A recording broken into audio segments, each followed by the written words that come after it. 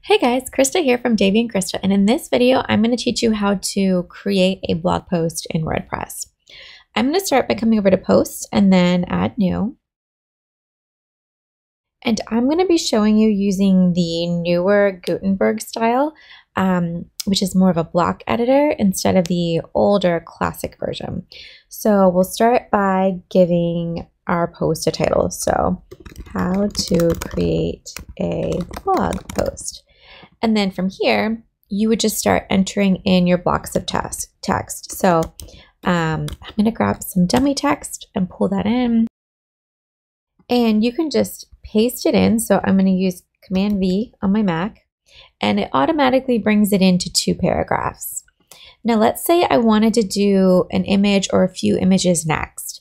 Unless I know that my images are smaller and already sized and optimized for the web, I'm going to need to do a few things to prep my images. So I have a blog folder right here, and one of my favorite ways to size images is through Blog Stomp. So I have opened this up, and I'm just going to drag in all of the images that I might use in the post.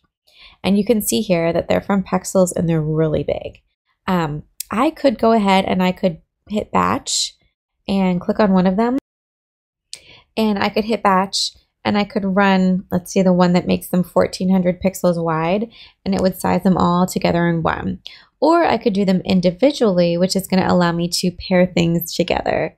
So let's say I wanted this one, let's say I wanted to start with this one, I wanted it to be one big image. I'm going to hit stomp it. And then if I wanted to do 2 together on the next one, like maybe these 2 or those 2, I actually want to add a gap between them. So you'll see me adjust these a little bit.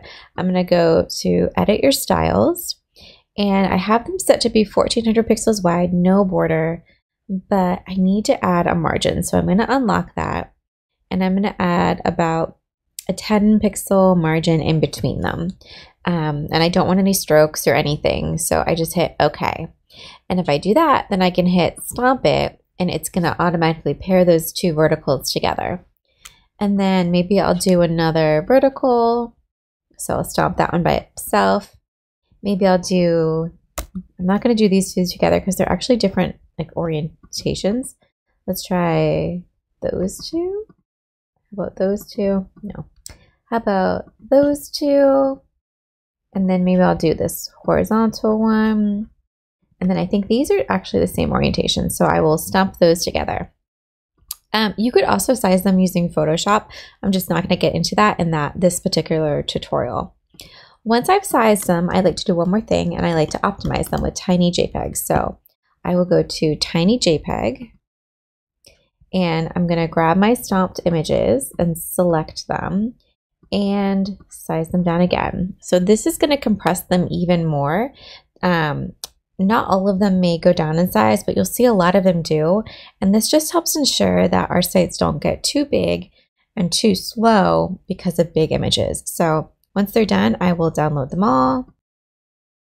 And then I have my images here ready. So I can start uploading them to my post by hovering down here and looking for a plus sign. Let's see if I can get one. I might need to come up here. There we go. So I want that plus sign, and I'm going to select image. I'm going to upload, and I'll select my first image from Tinyfied. And then this is pretty big. I don't want it actually to be this big in my post. So I'm going to drag this down and size it down, and I'm going to center it. And then I'm going to use this little arrow down here to get it to go below the other post. I also think it's always a good idea to add alt text for your image.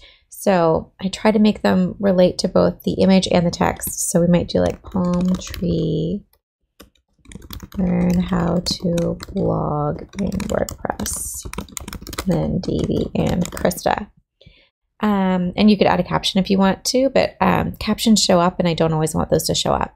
And then I can keep adding images. So I'll go to upload. Maybe I will do this one next. And then once this one loads, I can size it again and center it. And you can actually look at the width right here. So say 683 and select this one and say, I want that one to be 683.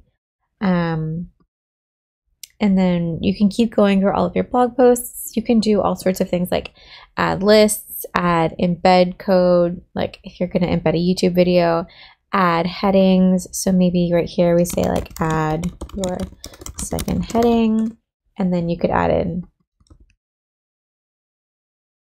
more text and keep coming in here and adding more items. So if we wanted to add pull quotes or tables or all sorts of different media files, I'm not going to go into all of these, but there are a lot of different options that you can add in here to blog. We've added a subtitle widget to our site to be able to do subtitles, but that's definitely optional. And then you might also want to go in and customize some of the post settings. So we can set this to go public immediately when we hit publish, or we could set it to go public at a certain time. And if you switch that, this would say schedule. We can adjust which categories it shows up in. So we'll do that one for now. You can select some tags if you're going to use tags. You can set a featured image, which is what is going to show up on the blog main page, normally next to your image. So you just click on featured image and then you would select one and it'll load in there. If you don't set an excerpt, it's automatically going to pull from the first two sentences, but you could also pick your own sentence or two and put that in here and it'll pull from your own section. You can decide whether you want to allow comments. Some of these you might not have depending on what your plugins are. A lot of these are specific for our plugins. Like we use WP Rocket and we use Rank Math and a few other things to help optimize our posts. But this is the basics of how to blog using the newer WordPress editor.